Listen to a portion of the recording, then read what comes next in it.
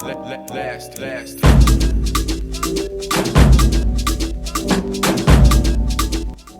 we go. Here we go. Here we go. Here we go.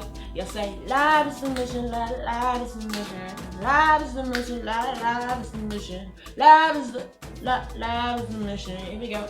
Here we go.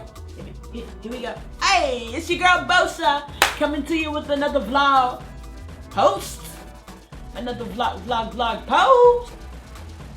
This is actually part 2 to the blog that I wrote a few weeks ago called Fear. And so these are just action steps to defeating fear, overcoming fear.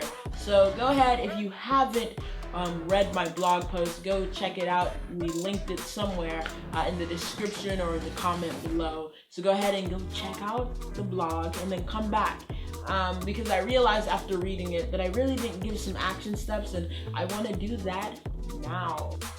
We call these action steps because it's kind of, they build upon each other. So the very first action you should take is prayer. Speak to your Father, take it to Him, let Him know what's going on in your situation. Yes, He already knows, but it's always good to just like spill your guts out. Because a lot of the times when you're externally processing, when you're just giving it to Him, things that you didn't even know were there will begin to just flow out. It's really, prayer is key. It's a major key. Some of you might understand what I'm talking about, but anyway. 2 is to have real conversations, okay? For example, well, first of all, have real conversations. So first, take it to your Father. Second, take it to your inner circle. Have real conversations with your inner circle. Let your inner circle know what's going on. This is what I'm dealing with. And this applies to anything. This is what's happening. But real conversation, it also applies to not just your inner circle, but those around you that might be doing things in your life that are planting seeds of whatever it may be. Now, these are people that are unknowingly planting seeds of fear, anger, whatever it may be in your life. You go to that person and say, hey, when you do this is what this is how I process, this is how it breaks down in my life. I would love it if you could refrain from doing that around me, if you could not say those kind of things to me, because when you do this, it's hurtful. When you say this, it's this. Or, hey, when you make these kind of comments, this makes people feel this way. Have those real conversations, which might be hard. Or if you're in a work environment, take it to your superior, your supervisor, because I do believe that God has created systems with a purpose.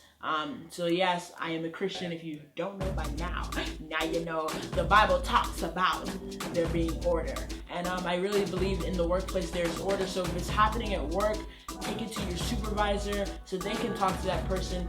If for some reason that person that you want to go speak to or your supervisor spoke to doesn't take it to heart, and you can tell when somebody takes it to heart and really making the actions to do it, or if they're just kind of like, okay, whatever about it, you can tell. So if that person really takes it to heart and begins to change things, like, it's really going to help your situation. If they're kind of like, whatever, like, I could care less about what you're saying, or if they are really sarcastic about what's happening, you go to step 3. Well, step 3 is for everybody. Remove yourself from the situation. So a lot of times in a work environment, this can be hard if there are negative seeds being planted in your life, or if it rubs you the wrong way. A lot of times it's not negative, but if you're perceiving it as negative, you do need to remove yourself for a while so that you can take time to get stronger, to heal in different areas before you go back there.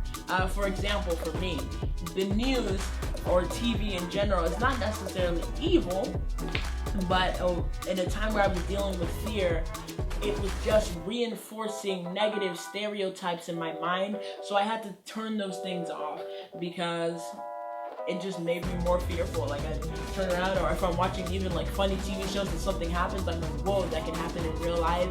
Like, and it sounds like, now that I'm in a right state of mind, it sounds great, and not that fear is like makes you crazy, but just saying it does distort your view. But now that I can see clearer, I'm like, why couldn't I watch TV? But in that phase that I was in, I could not, because it was reinforcing negative things.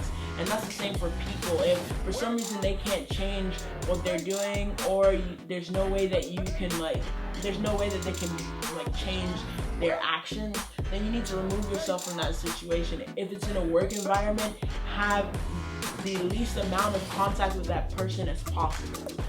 If it's a friendship, you might have to say, hey, maybe for the next few months we don't hang out as much, or you don't even have to verbalize it, just slowly retreat. And then when you feel as though you can get out there, that your vision is clear, then hey, bring those people back into your life. But honestly, if dirt keeps being thrown in your eyes, your vision is never going to get clearer. So take some time, retreat, remove the mess from your eyes completely through the first two steps: prayer and being built up by your inner circle. So the people surrounding you are really going to help you with removing fear from your life.